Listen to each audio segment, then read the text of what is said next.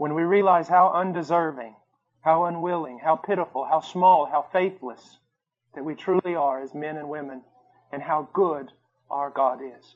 This is always about Him, and it is always about His goodness. Always. And our joy comes not from our performance, but our joy comes from His faithfulness and His performance. I've been counseling a young seminary student, and he's just totally distraught. He just lives in anguish. He lives in doubt. He looks at his failures, his problems, his shortcomings, and everything else. He loses all joy, and he lives in despair. And I spoke to him recently and then wrote him again over the same matter, and I said, young man, I said, there's a really good chance you're more spiritual than I am. But I'm a lot happier than you are. And the reason for that is your eyes are placed upon you. You hope to find your satisfaction, your peace, your salvation, your joy in your performance. I've lived long enough with God and failed enough times to know that's an impossibility. I look to Christ, and His perfect work is never a cause for a ceasing of joy. I always have joy regardless of my circumstance, regardless even of my failure, my shortcomings, and my sin. I have joy because my life, my salvation is founded upon the finished work of Christ. And that is so important. That is more than just words. That's salvation. Now, I want us to go again to Hebrews chapter 11. We've been studying faith, walking by faith. And in verse 1, we learned that we could have assurance of things that we hope for, and we could have convictions that things exist and things that are that we have never seen, only for one reason, and that God has spoken. That God has spoken. And if you and I are to ever have faith, we must be filled with the revelation of God. We must be filled with the knowledge of God. It is so important to understand that faith is nothing more than presumption. It's nothing more than a leap in the dark if it is not based upon, thus saith the Lord. And so our God has promised us. And in verse 2, we saw that men of old gained approval by faith. This is always the case. And yet this goes totally against every form of man-centered, man-invented religion. All of that has to do with gaining approval by works, gaining approval by performance, gaining approval by doing this or doing that. But we understand that men of old in the Bible, and women of old, as we will see, they always gained their approval before God through faith, through believing Him. Something very important about this, and something I always tell people, that you will never be anything except a recipient of God's grace. That's all you will ever be. And we reach out, we extend our hands to be recipients of that grace by faith in Jesus Christ. In verse 3, by faith we understand that the worlds were prepared by the Word of God, so that what is seen was not made out of things that are visible. This is such an important statement. If we can believe, if we believe that there is a God, and we believe that this God has such power that He can not only create, but also sustain the entire universe, then is there anything impossible for Him? Is there anything impossible for Him? We wonder sometimes, can I trust God with my family? Can I trust God with my finances? Can I trust God with my children? You trust Him every day with these things, whether you know it or not, because He sustains the very universe in which they exist. And if we come to the conclusion that He can do the most miraculous, which would be to create a universe and sustain it, then every other thing is trite before Him.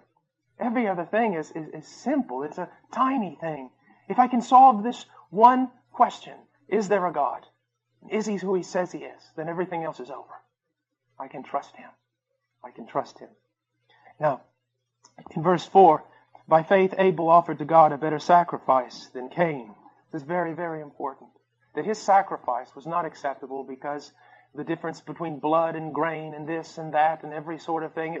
His sacrifice wasn't more pleasing to God because of something that was in it. It was more pleasing to God because it was offered by faith. He truly believed, as we are going to see later. He came to God believing that God was and that God was the rewarder. I can imagine Abel taking his offering it to God in knowledge that he had something to offer because God gave it to him. And that he was giving something back to God, knowing that it was the right thing to do and that God is the rewarder of those who seek Him. Where Cain, on the other hand, is probably thinking, as so many people do, I don't know why I'm having to give this to God. I had to earn it with my own sweat. How many people speak that way with regard to their time, their employment, and their finances? Well, I don't know why I need to offer this to God. I'm the one that had to go out there and earn it. Little do you know, old proud and stupid man, the very breath that you drew every second of every day came from Him. The power, the ability, the intellect, whatever's required to do your job, it came from Him. Abel recognizes, I have something to offer because God gave me something to offer. And Cain's thinking he did it all by himself. All by himself. And that offering it was just some pathetic, stupid little religious ritual. Why do I even want to bother with this stuff? I'll do it because it's to be done. There's really no use in it. Now, none of us would say that, but we spoke last night about something very important. We do many religious things, even good things, not by faith. When we sing a hymn unto God, when you sang here this evening, it should have been by faith, believing that God is, believing that God receives such a sacrifice, believing that it was pleasing to God, that it was actually doing something, that it was actually reaching the throne of God, that God was actually hearing your song, your singing, your heart. It just wasn't some empty religious activity that you were doing. This is also good for the servant of the Lord who is burdened by many, many years of service and many, many years maybe of not seeing much fruit, but realizing, no, there is a reason to offer. There is a reason to give. By faith, by faith, by faith. And then we see that through which he obtained the testimony that he was righteous. Something very important. Righteousness comes through faith. Always through faith. And this is very important because faith is the opposite of works. And being the opposite of works, it is also a denial that God could ever be a man's debtor. Do you know when I study religion and I study things of that sort and study cults and everything else that sometimes I have to study, I'm well aware of something. That every religion on the face of the earth, with the exception of true Christianity, is a religion of works. Now, why is that? Why are men glad to receive a religion of works and yet will practically kill a messenger who comes to them and says, it is free, it is a gift, receive it by faith? Why is that? I'll tell you why, because men want to be God. You say, well, what on earth does that have? No, men want to be God. Men want to be the greater. You see, the lesser is always blessed by the greater. When you have a religion of works, what you're saying is, you have blessed God. You have made yourself greater than God. God is the one receiving from you. And now, God owes you because of the things you have done. And that's why men love works so much. They would rather have a religion of works than a religion of salvation through grace and by faith. But we see that men have always been approved. They've always been declared righteous only by faith. And then it goes on in verse 5, by faith Enoch was taken up so that he would not see death. And we spoke about that last night. There's a very, very important part here. It says, and he was not found because God took him. I love that. I would like for God to do this to me. You say, well, that's preposterous. God doesn't do that anymore. Where did you read that? God can do it if He wants to. God can do anything He wants to. But I would like that to happen to me. I really would. It would be nice not to die. It says here something very important. He did not see death, and he was not found because God took him up, for he obtained the witness that before his being taken up, he was pleasing to God. Now, who witnessed this? God witnessed this. God witnessed and saw that this man was pleasing. Now, here's something very important to the carnal Christian. There is no such thing, but people who call themselves Christians, though they live in carnality. Here's something very important. There is a doctrine out there that seems to say that men get saved, yet they never really grow in the Lord. They never have a passion for the Lord. They're always carnal. They never grow in sanctification. But bless God, they're saved. And then when they cross over, they're transformed when they're in heaven, and they become pleasing to God. But look at what it says about Enoch. He was pleasing to God before he was taken up. Before he was taken up, he was pleasing to God. Do you know if you could take away absolutely everything of motivation in the Christian life and just replace it with one thing, if you could just 24 hours a day or every waking moment live with the greatest motivation to simply be pleasing to God. Not to do great things, not to be an important person in Christendom, not to be well known, not to be well thought of. Just one thing. I desire only one thing of the Lord, and that is to be pleasing to Him. Not to satisfy self, not necessarily to satisfy others, but to be pleasing to God. That's your one goal. What would that fix? Absolutely everything. You say, well, would it fix my marriage? Yes, it would. Because your problem in your marriage is always trying to please yourself. And if you set it upon yourself to please God, then you wouldn't have any problems with that selfishness anymore.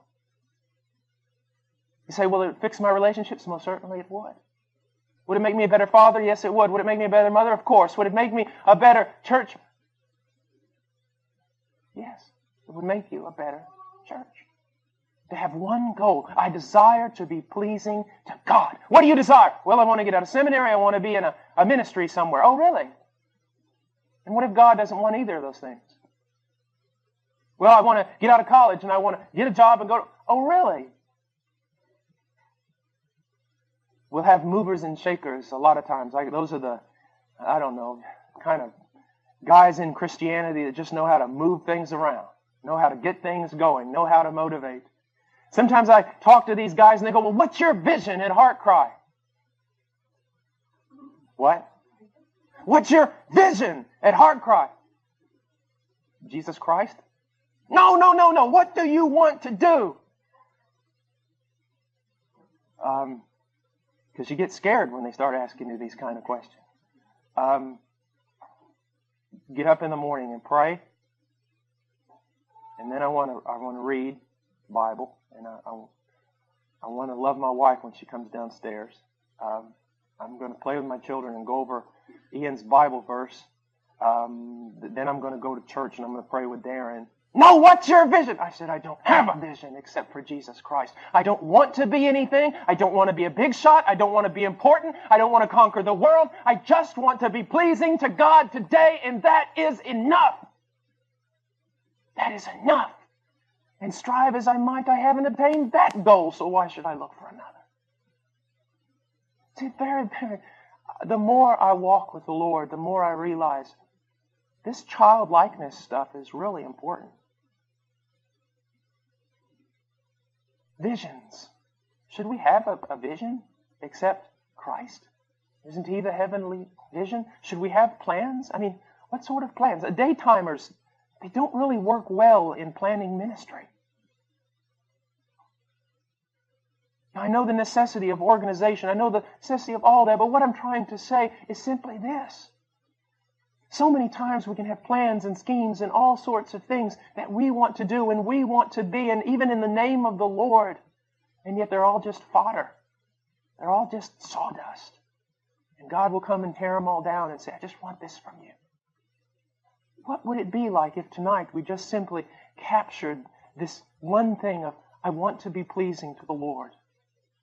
When we dismiss, while we're sitting here listening to the message, my thoughts, I want them to be pleasing to the Lord. And when I walk around and meet with brothers and sisters in Christ, well, in that time of short fellowship, I want to be pleasing to the Lord. And when I go home tonight and sit around the table over those marvelous cookies you made, I might say, over those cookies, I want to be pleasing to the Lord.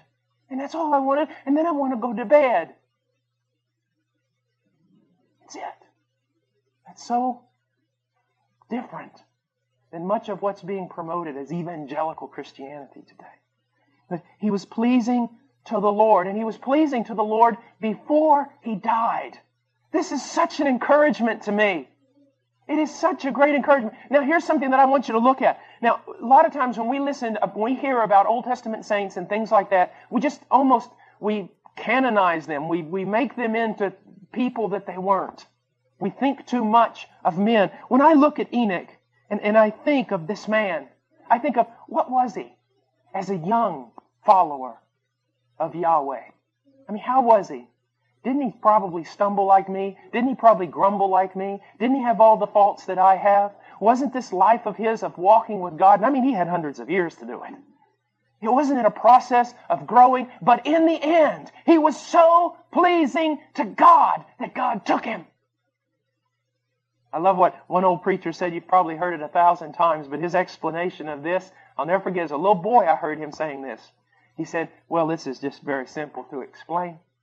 Enoch had grown so accustomed to walking with God, they were walking one day and walking, and Enoch just forgot how far he'd gotten away from home, and God looked at him and said, Enoch, we're closer to my house than yours. Just come home with me.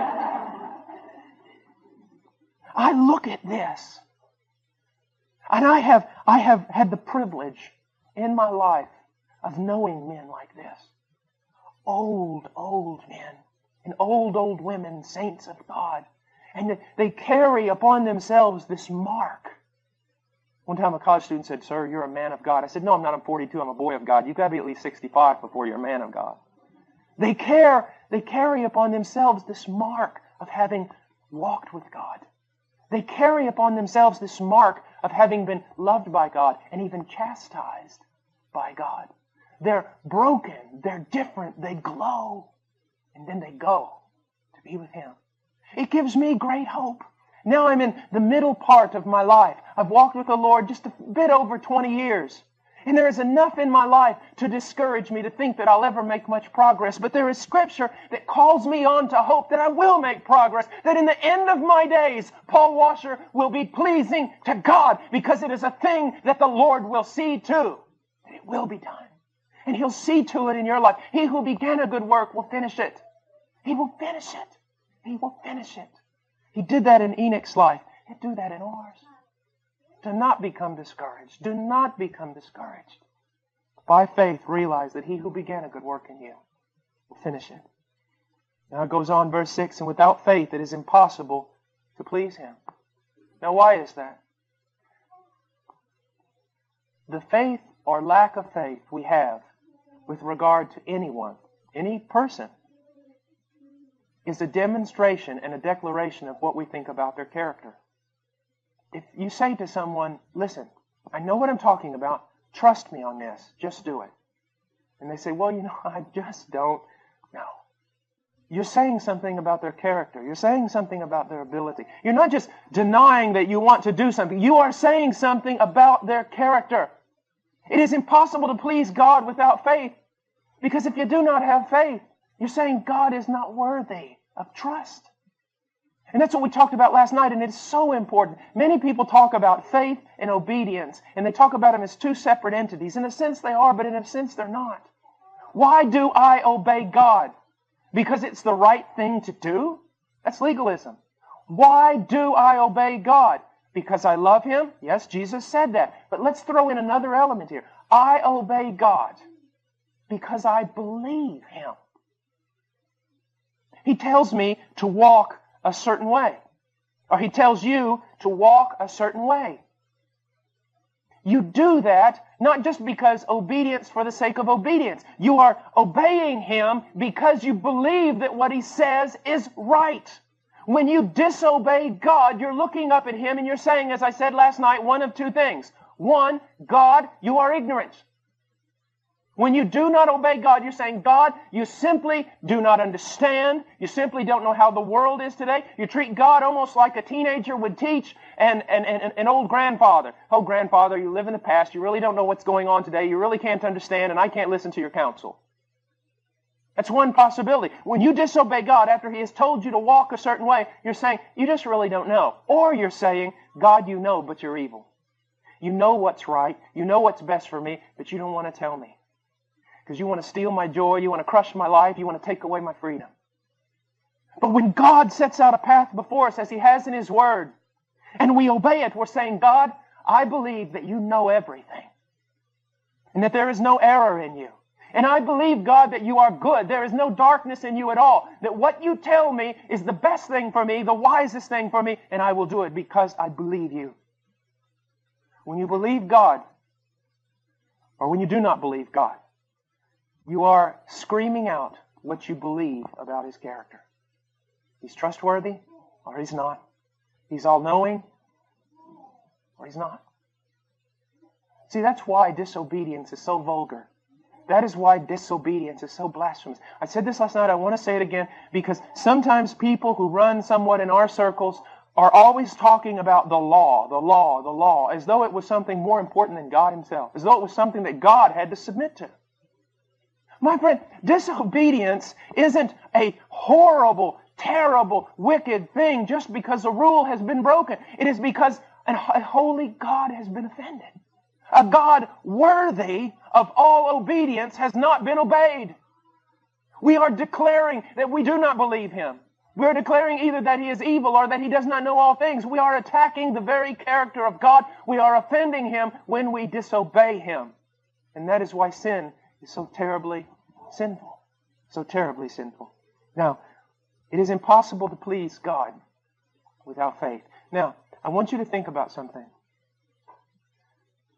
Jesus headed off to do what He needed to do, and the disciples said, look, they want to kill you there. Don't go back in that area. And He says, I'm going anyways. And they look at each other and kind of shrug their shoulders and say, well, let's go die with Him. Now, in a sense, they were loyal. In a sense, they were being devoted. But they weren't believing. They were doing something, believing that it would result in nothing. You say, what are you trying to say? I'm trying to say that there is I hate to use this word, but there's a real optimism in faith. There is a real optimism in faith. And I know you can take that and do silly things with it, so don't. But there's a sense of being optimistic that when God has commanded me to do something, there's a reason for it, and there is an end result. Although I might not see the promise, although I might not grasp it in my hand, there is an end result, there is a reason. I will do this. Why? Because God is true. Because He is, and He is the rewarder of those who seek Him. If I obey Him, there is a reason for it, an end result that is good. I see so many people that almost treat themselves as though they were martyrs and martyred by God. I'll serve Him for the sake of nothing. I had someone come up to me one time and they said, you just give so much to God and being a missionary and doing all this stuff. And I said, what are you saying? Well, you're just so, humble and giving and full of piety and so selfless. I go, man, you have been reading all the wrong books. I said, you've got it all wrong. He said, well, then why are you in the jungles of Peru and doing all these things? I said, because I studied finance at the University of Texas. He said, what? I said, yeah, I studied, a lot of things like that. I was going to be a lawyer, and I was going to, investments, and I studied all that. That's why I'm doing this. He goes, what are you talking about? I said, I'm talking about investment. That's what I'm talking about. Young person, I'm talking about investment.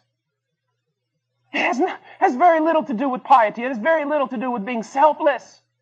It has to do with, do I believe that God is and that He is the rewarder of those who seek Him? I have one life, and as I was sharing to the young people this afternoon, this is not a dress rehearsal. I don't get a second chance. I have one life. Now the question comes down to, how am I going to invest it? If God is, and He is the great rewarder of those who seek Him, then seek Him I shall. I mean, I've got two options here. I've got two portfolios. Don't I? I've got Satan, CEO of a company called the world, sending out every kind of advertisement possibly I can be bombarded with to invest everything I have in him. I don't know about you, but if I'm going to do any kind of investment, I'm going to check out the CEO. I'm going to check out the company, and I'm going to check out those who have invested and see how well they are doing. Well, I want to tell you something. I've looked at the CEO. He's never kept a promise as long as he has existed in his fallen state. And I've looked at his company. It is in shambles. It is in absolute shambles. And I've looked at those who have invested their lives in his way, and they are in hell. And I don't want to seem trite. I don't want to seem irreverent or anything. But I've looked at the other portfolio. And there stands the Lord Jesus Christ. Truth incarnate. Faithfulness incarnate. Selflessness incarnate. Who's laid down his life on my behalf and offers me a kingdom that will not perish. This has nothing to do with some little missionary and his piety. This has to do with finance. This has to do with investment. How are you going to invest your life? Do you believe that God is and that He is the rewarder of those who seek Him? Do you believe that? Do you believe that this world is passing away? Do you believe that there is a kingdom coming? Do you believe in things that eyes have not seen and ears have not heard? Have you caught a vision of the one who died, yea, rose again from the dead? Have you had a glimpse of His faithfulness? I was very young, very strong. I'm middle-aged. Tomorrow I'll be old. Just imagine right now, if for the last 20-some years I had been an unbeliever and invested my life in this world. Here I am. I'm 42. I'm not going to get stronger. I'm not going to get younger. I'm definitely not going to get better looking. What's happening? I've hit the other side. And if I had invested these last 22 years of my life in this world, as I stand here right now, would I have such joy? No, I would be saying glass half empty instead of glass half full. I would be saying half my life gone, the rest of it, it's just rolling downhill. But you see, it's completely the opposite for me. This candle is going out because the sun is rising. When the sun rises, you don't need candles. I've got max. Who knows? My luck, I'll have to live here till I'm 120. But, 40 more years. 20 in Christ has flown by. 40 is going to go faster. And then I'm there. You say, yes, the end comes. No, the beginning comes. The beginning. The beginning comes. So here's the question. Do you believe that God is? Yes, I do. Well, do you believe that He is the rewarder of those who seek Him? Then seek Him, that He might work out His purposes in your life. Don't worry about the purposes of others, the purposes of God in others, just God's purpose for you. Seek Him. A lot of people today, they don't want to talk about rewards, and a lot of people, that's all they do is talk about rewards. I talk about rewards because the Bible talks about rewards. Now, I don't have a clue as to what they are. I just know much has been promised to me. I just know that God is, and He is the rewarder of those who seek Him. I hear sometimes people will say to an old saint or say to a missionary, you've given up so much, and they just look at the person like, you don't even have a clue as to what I'm doing, do you? I've given up so much. What does that say about your view of God? What have I given up? Sin? Death? The grave? A torturous, meaningless life on this planet? What have I given up? Please, write out the list really quickly so I can speak to God about these things. Surely He'll want to know. What have I given up? And something else that's very important. Some of you, He will call to be missionaries maybe. And He will send you to the most horrible places on the face of the earth. And maybe even you'll die there on top of a mountain half frozen and starving. I don't know. And others of you He will make very, very successful. And cause you to prosper in all your ways. But demand of you the same dedication to use what He has given you for the advancement of His kingdom. You see, it's not God's purpose for me that ought to be thrown on you. Or your purpose for God should not be the thing I'm striving for. Or God's purpose for you should not be the thing I'm striving for. God has called you. God has given you a specific purpose. God has commanded you to seek Him and to believe that if you do seek Him, He will reward you. And that way manifests itself in so many different manifestations. Can you believe God? Can you begin to seek Him in your life? So much in our world, and so much in Christendom, so much of our culture is designed to build a wall around us so that we don't listen to God. A kid studies and he gets 18 and he's, where's he going to college? I don't know if he is. What do you mean you don't know if he's going to college? What do you mean you don't know if your son's going to college? You went to college? Yes. What about your son? I don't know. Well, what do you mean you don't know? Everyone goes. No, not everyone goes to college. God could command my son to put on a backpack and go to Iraq, preach one message, and be shot down. You see, we assume too much. God naturally wants this to happen to me. No, God might not want this to happen to you. Well, God naturally wants me to take this. No, not necessarily. You need to reopen your life and get rid of many of the presuppositions that you have that are built into you, not by the Word of God, but by your culture. that has dictated and set out a path for you to walk in. God has dictated and set out a path for you to walk in. And the two are never alike. You need to open, whether you're a teenager in high school or you're 85 years old, you need to reopen your life and seek God. God, what do you want from me? What do you want from me? What do you desire from me? You know, one of the most amazing things is found in the message of the church to Laodicea. It's an amazing, amazing thing. The first thing that comes out of Jesus' mouth is an amazing thing. He says, behold. You say, well, what's amazing about that? Well, let me show you. Behold. It doesn't make any sense that I should say behold, does it? Why? You're all looking at me. Now, if I was in the back of the room and you were all looking in the opposite direction, then I would say, behold, turn around, look. That's what's so amazing about what Jesus says to the church. The first thing He says is, behold. When He gives that great admonition, behold, I stand at the door and knock. When He gives that one admonition, behold. Why does He say that? I'll tell you why. The church is looking in the wrong direction. And He has to call their attention back to Him. And you know what? I'll just bet this, that church in Laodicea is looking in the last place that they saw Jesus. Now, what do I mean by that? So many times, I told a missionary one time, he was talking to me, an old missionary, and he said, Brother Paul, tell me about what's going on. I said, well, Brother Trammell, I said, Peru is God's will for my life. You know that? Hold it. He said, Peru is not necessarily God's will for your life. He said, Peru is God's will for you today. And he said, and if you close yourself off from God thinking that Peru is God's will for your life, you could really miss out on what God's going to do in the future.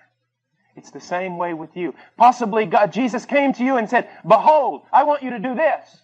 And so you started going, but you fall into the trap of this is God's will for my life. And you're missing the fact that maybe now He wants you to go into another direction, or maybe He wants you to run in a different way or do a different thing. And so we always have to be seeking Him, always believing that He is the rewarder, never getting trapped in some spiritual rut thinking, okay, this is what I do, this is what I do. Now God doesn't have to talk to me anymore. We have to believe. We have to believe that He's the rewarder of those who seek Him. And you have to begin seeking Him again if you're not seeking Him now. Every aspect of your life, you ought to seek Him. Every aspect. I don't care what it is. You're going to go buy a pair of socks tomorrow. Lord, I'm going to go to the store today. Need some socks. Give me wisdom. Help me. You ever stand in a mall and just sit there for 4 hours trying to figure out which tennis shoes you should buy? You can't even decide what tennis shoes you should get. How are you going to make major decisions in life without the will of God? Every aspect of our life. I was teaching the young people today. It was young people. I didn't use this word, but I use it often. You're practical atheists. There is so much you do in your life, so many decisions that you make in which God is not involved. There is no idea of deity here. There's no idea of sovereign ruler here. Every aspect of our life, God should be consulted. We should seek Him, seek His wisdom, seek His direction. What do you desire from me, O Lord? Because I believe that you are the rewarder of those who seek you. He is. He is. Let me just stop here for a second and say something very, very important. You've probably sung songs or heard songs that uses the word Adonai. It's a word that means Lord, owner. It was often used by the Jew in substitution for the word Yahweh. It's one of the most beautiful words in the Bible. And of all the Hebrew words in the Bible that describe a relationship with God, that's the one most dear to me. Because it means owner. Not just Lord, but owner. Adonai actually has the idea of owner of a house. It's the owner. Now, in that relationship, God is the owner and I am the slave. Okay? Now think about this. Because this will set you free if you can learn this. God is the owner and I am the slave. Now, as a slave, slaves actually slavery can be actually very liberating. As a slave, I get up in the morning, I go to bed at night, I have only one concern as a slave, the will of my master. That's it. Think about talk about reductionism, simplifying life. I only have one concern, the will of my master. I get up in the morning, Master, what is your will? Midday, Master, that was finished. What is your will now? Go to bed, right before bed. Master, I'm going to bed. Tomorrow, start again. They say, well, what's great about that? I'll tell you what's great about that. Slaves only have to be concerned with one thing, the will of their master. They don't have to be concerned with what they're going to eat, where they're going to live, who's going to protect them, shelter them, absolutely anything. Why? Because that's the master's job. The slave only has to be concerned with the will of his master, and the master has to be concerned with absolutely every need that slave has. Do you know how beautiful that is? How wonderful that is? They say, what are you saying, Brother Paul? We should all quit our jobs? No. What you've got to learn is Christianity is not worked out just in the context of full-time ministers. Christianity's worked out in the context of every believer. Every believer is a slave of God. I have a doctor in the audience tonight. A doctor, he gets up in the morning. Yes, he's got to look at patients. He's got to do all this stuff. He's got to figure out stuff. But underlying every bit of that is only one thing. What's your will? Well, God says, it's my will that you be a doctor. That you be good at it. But underlying all of that, there's just one question. What's your will? And then what happens? Then God has to take care. It's almost a covenant relationship the word Adonai describes. I have made covenant with God to do one thing, to be His slave and to concern myself with His will. God has made covenant with me to take care of me and my own.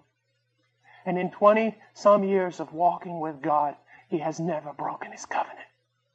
I have broken mine. He has never broken His. There has never been a time a need has not been met. There's never been a time I have not been cared for. He is the rewarder of those who seek Him. Make this a little pastoral. I was at a church in Barranco in Lima, Peru that was, while I was pastoring it, it grew. It had about 200 people. It was going extremely fast. A lot of things were happening. And a man who was used of God to really be a blessing to me down there, he came to me one day and he was watching all the services and all the activities and everything that was going on. And he walked up. He's like the Apostle Paul of Peru. He's a little bald-headed man. He walked up and he goes, "This is not good, Paul." And I said, "What, Brother Hurtado? What's not good?" "It's not good. You're leading your people into idolatry." And I said, "What do you mean?" He goes, "You're everything for them."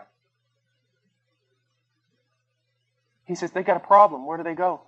I said, "Well, they come to me. I'm the pastor." "Oh, I wasn't aware they were supposed to do that, Paul." And he had me helped me to restructure my entire ministry. So, you've got a problem. Where do you go? The pastor? Let's say I'm your pastor, and you come to me with a problem. You say, "Brother Paul, my marriage, I'm having trouble in my marriage, things aren't going right, and I just need some counsel. I need to know what to do." I say, "Okay. What has God shown you?" "What do you mean, Brother Paul? What has God shown you? In your time of seeking Him in the Word of God in prayer, what has He shown you?" "Well, I came here. I need help." You see what's happened? They have not gone to God. We've developed some popish system that isn't biblical. I say, "Listen, dear brother, we can't work it this way. Here's what I want you to do. I want you to go home. And I want you to go home for the next week or two, however how long it takes, and I want you to seek God in prayer. I want you to seek Him in His Word, and I want Him to tell you what you ought to do." He says, "But I don't even know where to look, Pastor." "Oh, well, that's where I come in. I start writing out verses, passages for him. Here. What has He shown you?" "Well, I just didn't have time to seek." "I'm sorry, I can't help you either." Or, "Pastor, I've sought, but there's still some confusion, and well, now I can work with you. You've gone to God. You're seeking God. You're believing that He is the rewarder of those who seek Him. It is to take the congregation and to not substitute ourselves and put ourselves in the place of God, but to lead the congregation to run to God with every need, to be there in counseling, to be there to help clear away confusion, to be there to help with doctrinal issues, but to always send the congregation immediately and first of all to God and teach them to learn to seek God and to believe that He is and He's the rewarder of those who seek Him. We have to be very, very careful about the things that we do in church. Very careful. Is to turn to God. To whom do you turn? When you've got problems and different things in your life that are going on, usually we'll confide in a friend even before we'll confide in God. Usually we'll talk to all sorts of people, get all sorts of opinions, but we won't wait upon God. Or we'll cry out to Him for a minute and then become discouraged and immediately get on the telephone. Whatever happened about enduring in His presence and waiting upon the Lord? When the Bible talks about waiting on the Lord, it's usually always in the context of trials and needs and confusion and problems. But we want a quick fix. We want something to happen now. We want to go to a man. We want a king. When we should be seeking the only one. The one who is the rewarder of those who seek Him.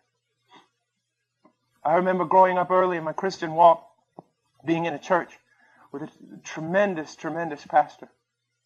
And throughout my life, I've known, my younger life, I had the privilege of meeting men that were tremendous, tremendous men of God. And you know what was so amazing? God never allowed me to enter into any of their inner circles. God never allowed me. He never allowed one of those men to befriend me. He never allowed one of those men to take me under their arm. I always felt like I couldn't figure out, why am I the outcast? I mean, all my friends are discipled by Him. They won't even look at me. And sometimes it was resentment. Sometimes I would get mad. I think, well, what am I? Just some dead dog somewhere? No one wants to help? I knew God was training me. He wanted me to learn to look to Him and to Him alone. He sent me to Peru for years and years alone, with no missionary organization, no anything. Just a little church in a cornfield back in Illinois that was willing to send me. Wanted to teach me. Look to me alone. Alone, alone. I'll give you no king. I'll give you no help. I will be your helper. Now, can God use men in mentoring and discipling? Of course He can. Can He use women in mentoring and Of course He can. Are there a lot of people who influence our lives and help us in our daily walk? Of course, all that is biblical. But when it comes down to it, with everything in your life, whom are you seeking? Whom are you seeking? So many people want second-hand revelation, don't they? Moses, we can't stand to be in the presence of God. You go there and then you talk to us. What a thing they traded off on that day. What a privilege they traded off on that day. Can you go to your pastor for counseling? Of course you can. But to whom should you go first? To God. Because He is, and He's the rewarder of those who seek Him. Before I go into verse 7, I want to iterate something that is of such importance, something of grand importance.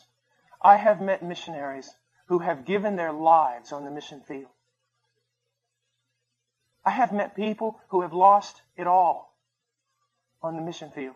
But if you were to even hint to them that they had somehow given some great sacrifice to God, they would become nauseous. And I mean that. Because God is the rewarder. No one can outgive God, because God is no man's debtor. You cannot outgive Him. You cannot be kinder. You cannot be more faithful. You cannot be more generous. You cannot be more selfless than God. Like one preacher told me one time, goes, you got a little shovel, God's got a big shovel. You shovel it out, He shovels it in, His shovel shovels more than your shovel. And I have seen that. I have seen that. Over and over and over again. So many stories that I could just right now tell you that God has worked for me. So many testimonies of His faithfulness in our mission. So many times Him coming through at the last hour in unbelievable deliverance. So many times. I set myself many years ago to follow the example of George Mueller. Because as in his day, he desired to show people that God would meet the needs of a ministry, even if that ministry never made their needs known to a single man. And we have set upon ourselves to do that very same thing. And all the days of my life that I have practiced this, not one time has God failed. Not one time. We were in tears this evening talking about God's faithfulness in the mission, because if some of you know of George Mueller, he would present a presentation twice a year, once a year, about how God met all their needs. Now, he would never make that presentation when they were in the midst of a trial, because he didn't want people to see that they had needs and then be motivated to give. He would always wait until the trial was totally over and the victory was won. About 2 months ago, for the first time in my life, I sat down in my office and I felt God say, okay, now, write. Tell, write from this day forward of my faithfulness. That was in November. We support almost 90 missionaries and their families. And we tell no one our need. In November, the moment he told me to start writing, support stopped. It stopped.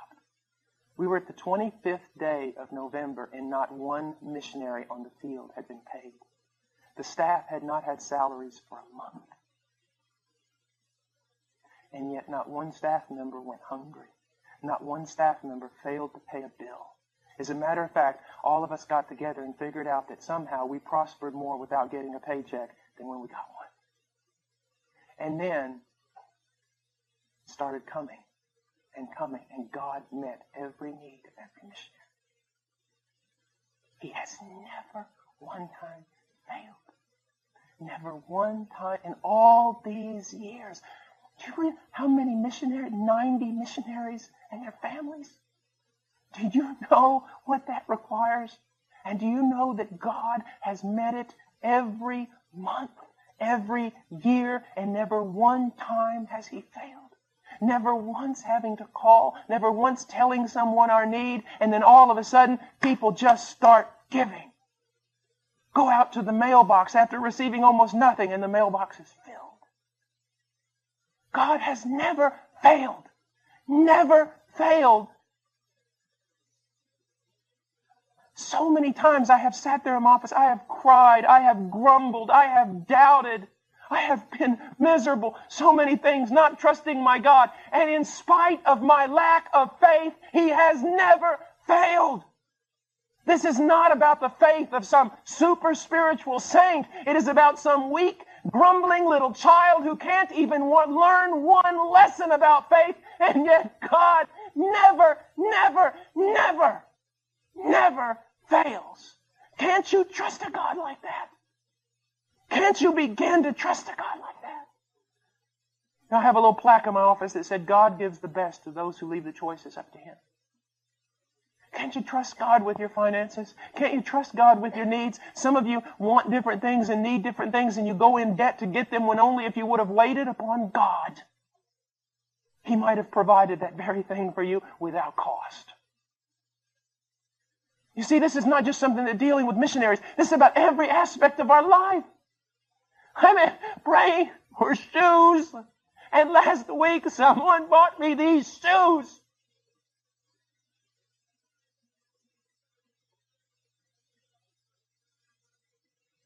Do you see what I'm saying? Every need of yours, lift it up in prayer. Every need of yours into prayer. God so much appreciates, so much loves. Prayer is so much a part of who God is. Why? Why? Prayer to me is like singing in a round. You know what singing in a round is? You know, sing hallelujah to the sing hallelujah to. When you sing something and sing it back. Singing in a round. That's the way I see prayer. Someone asks, well, how does the sovereignty of God and prayer and all that work together? Well, I'm going to explain it all to you right now. This is the way I look at it in a simple, childlike way. God sings to me a prayer. In His sovereignty, there is something that He wants me to ask Him for so that He can get glory out of giving it.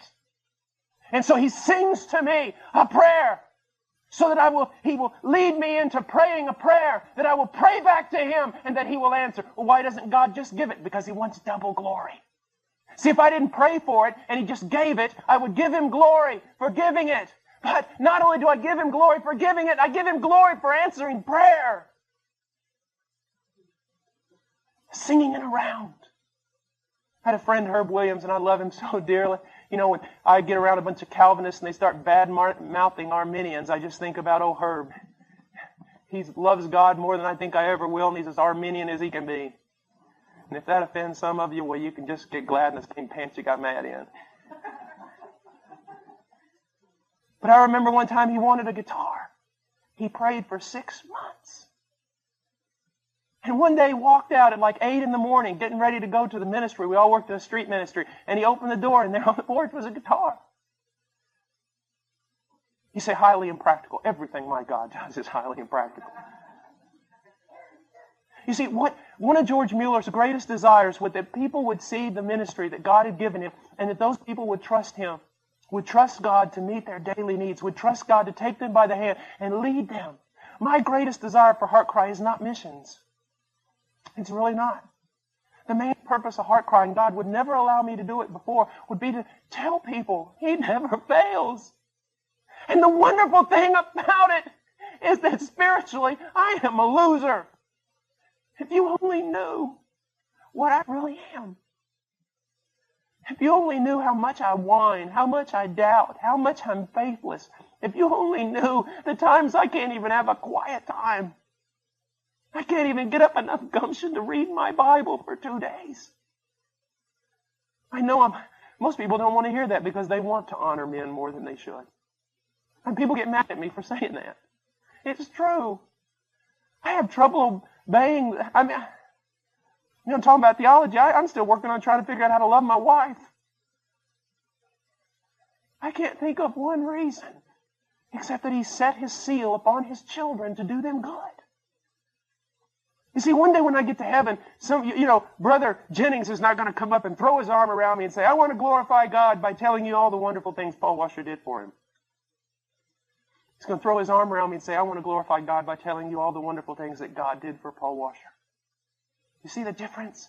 You see how twisted we can become? Well, if I could only reach this spiritual level, if I could only learn to pray this way, then yeah, God would do that too in my life. That is just stupid. Do you know what my most powerful prayer is? The most powerful prayer, when I'm in trouble, when I have to pull out the big guns. You know what my most powerful prayer is? The one that gives me most comfort at 3 o'clock in the morning in the dark? This. Lord, you know, I'm going to bed now because you know.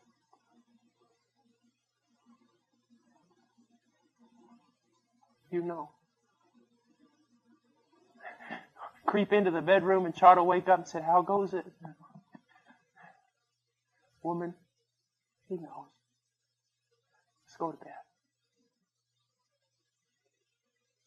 Oh, He's so good. I glory. I know this is going to go. Just listen to me before you throw a stone. I glory in my weakness. I glory. I don't want to say in my sin because that just sounds so theologically wrong. But if God can get glory out of my darkness, how do all these missionaries get paid? How this happens?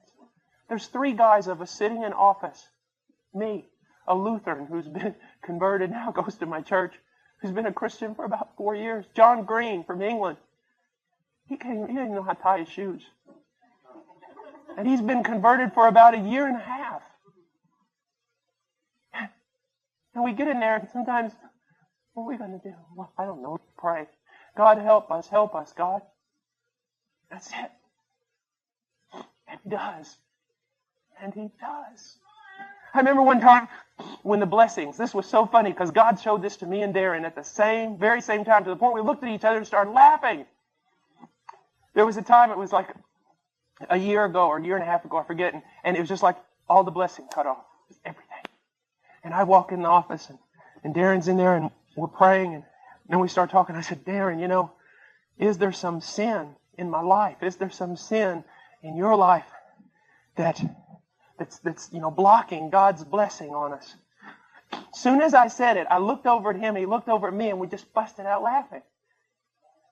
And I go, are you thinking what I'm thinking? He said, yeah, I'm thinking what you're thinking. I'm going, well, a couple months ago, God was pouring out blessing all over the place. I was just as sinful then as I am now. So that can't be the reason. Now, I'm not making light of sin, and I'm not making light of holiness. You ought to hear me preach on holiness. It scare you to death. But the point that I'm trying to make is that God is not doing this because men have done something. God has set His seal upon His people to love them and to answer their prayers and to be faithful to them. You see, if it was any other way, you would walk out of here tonight, especially some of you young Christians, thinking, man, gosh, if just one day, hopefully I could arise to Paul Washer's level of spirituality and faith, then God would do something great through me. If that's the way you feel, come listen to me pray sometime.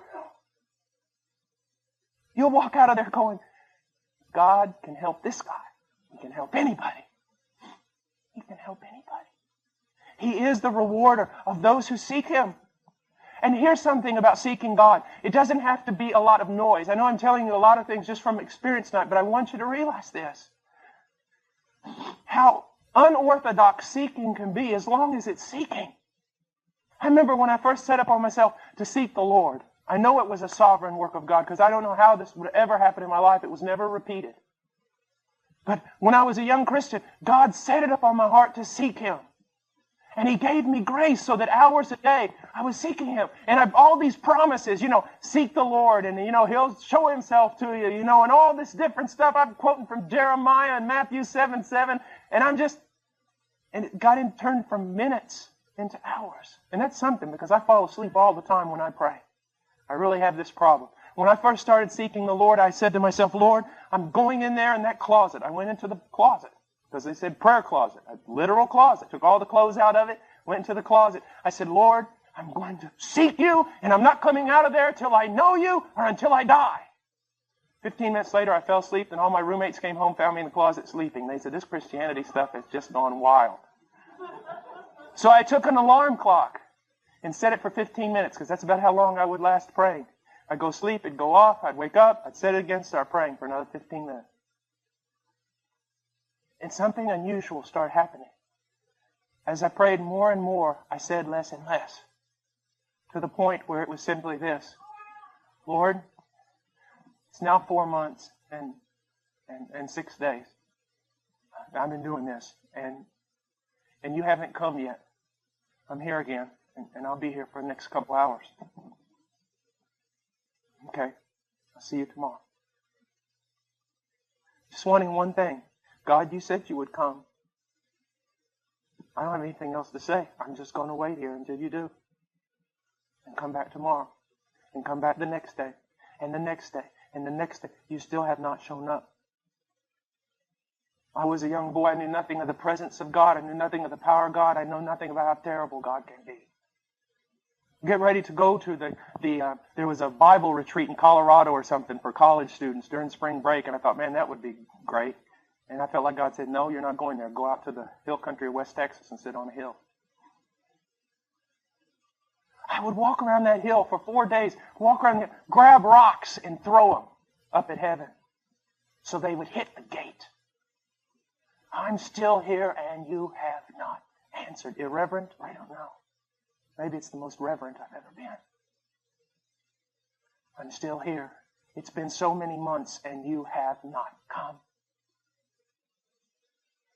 And then one day He came. He came.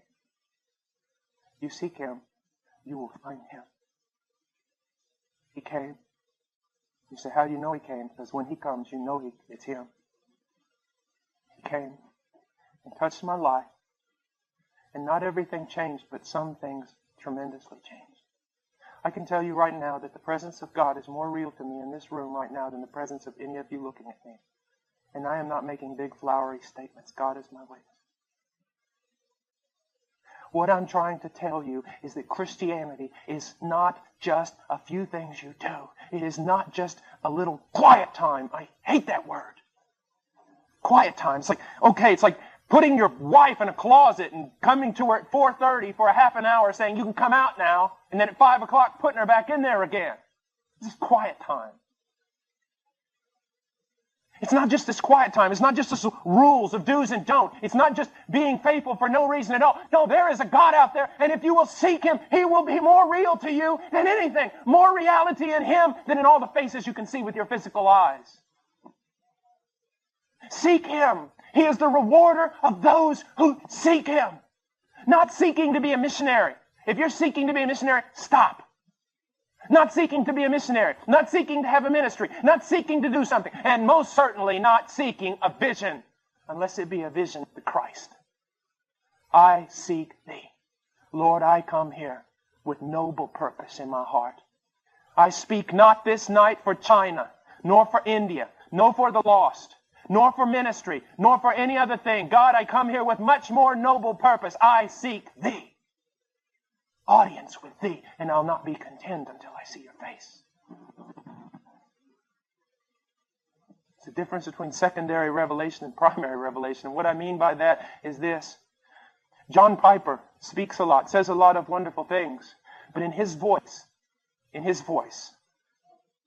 I detect a bit of reality.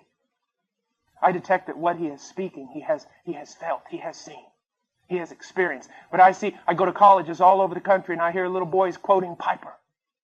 I hear preachers quoting Piper and quoting this and quoting Edwards and all these different things. But they're just like little parrots that are parroting something that they heard from someone else but did not go to the mount to find it themselves.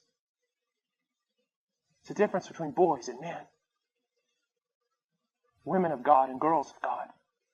Triflers and pilgrims. Oh, that one day my boy would come to me so disturbed, finding no peace, and I'd take him by the hand and lead him out into the desert and leave him there.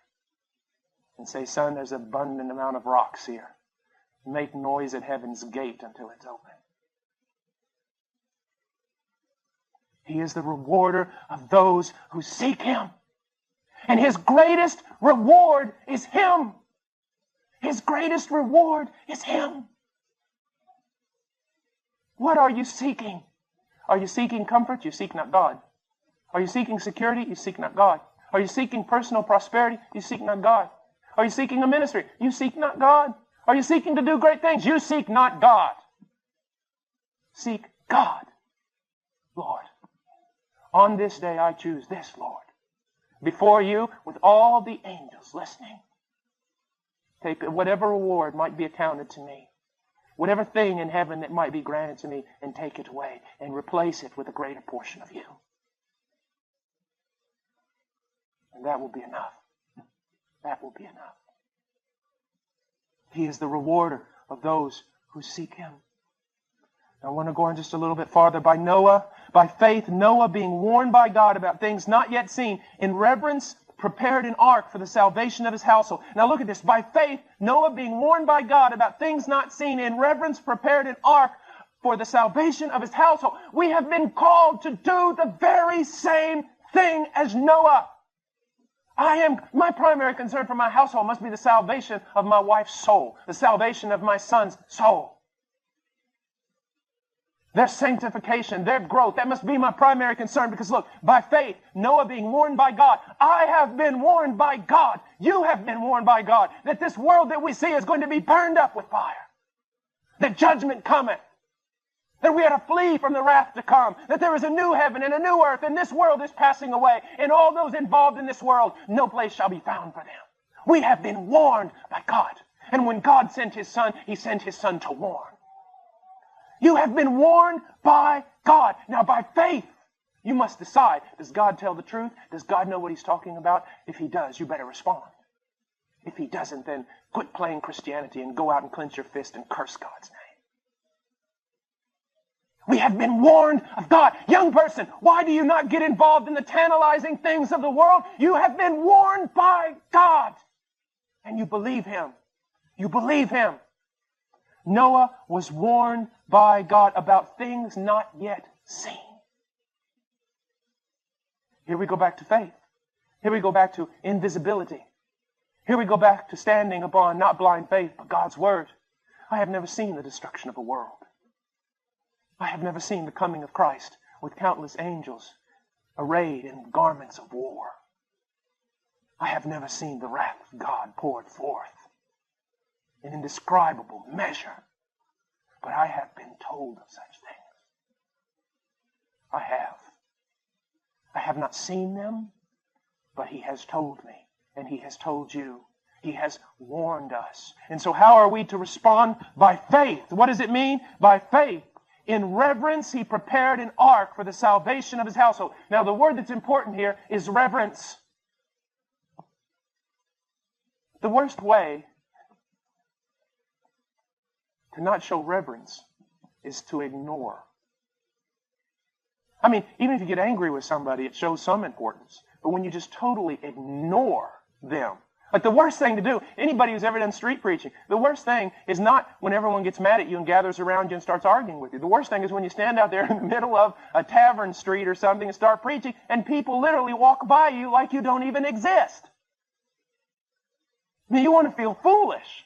I mean, you talk right in someone's face and they look right through you like you're not even there. How did Noah reverence God? He believed God. And he believed His warning and he acted upon it. Sir, you show no reverence for God when you do not heed His warning by faith. When you do not heed His warning in your household by faith, you do not reverence God. You are not taking His warning seriously. The Bible, one of the reasons why the book of Revelation is written in apocalyptic literature, that means symbols and signs and everything, is because I'm convinced it is speaking of the judgment of God. Why? Well, for this.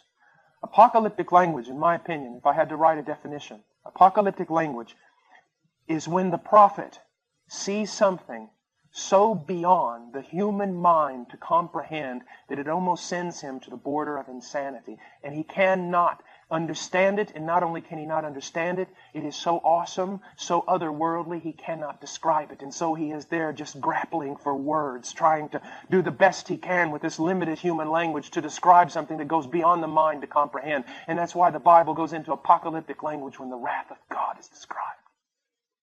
It is so far beyond anything for the mind to comprehend. You revel in the fact that the love of God is beyond description? Well, then tremble at the fact that so is His wrath.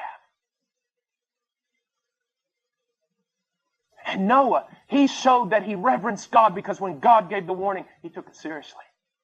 I've got one task now. Build an ark for the salvation of my home.